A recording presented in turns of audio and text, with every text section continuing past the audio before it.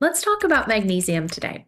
It's a topic that's very tangled. Should you take it? Should you not take it? It's one of those topics that I get asked about a lot, and it's important that you know. Magnesium is a mineral that's essential for every function in the body, and yet most of us are deficient in it. Why? Because there's very little magnesium in the soil. Very little magnesium in the soil translates to very little magnesium in our food. So I dare you to get enough magnesium through your food. You can try, but I highly recommend you complement your food intake with magnesium supplementation. And it's not hard. You can bathe in magnesium. You can put it on the bottom of your feet. You can drink it. You can take it in supplement. But what this translates to when you're deficient is better sleep, more relaxation, more cognitive clarity, better hormone balance, better bowel movements. The list goes on. So it's important that you consider repleting your magnesium in a really thoughtful way. Now, there's many different ways to take it, and to simplify this, I built you a chart that shows how many different types of magnesium there are, or at least the types that are indicated to be supplemented. Starting with glycinate, this is very calming. It often helps with sleep and anxiety and headaches, and general dosing is around 200 to 500 milligrams.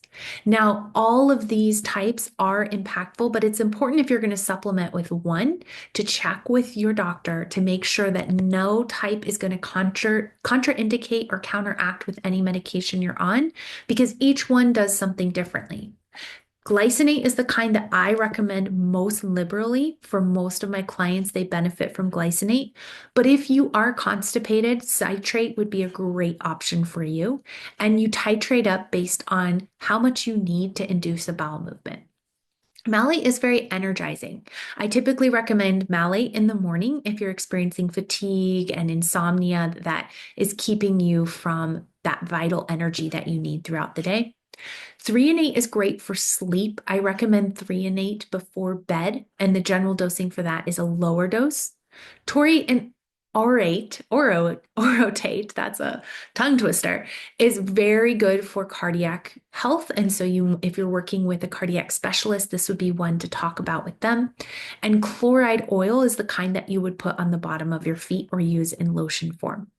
So I'm hopeful that this gives you just a little bit more context for whether or not to take magnesium, how to be more accurate and precise in your dosing. And the most important thing is that you track how you feel. If you're going to go as far as to take a supplement, you need to track how it impacts what you feel in your body so you can decide whether or not to titrate up or down or whether or not to switch chelations.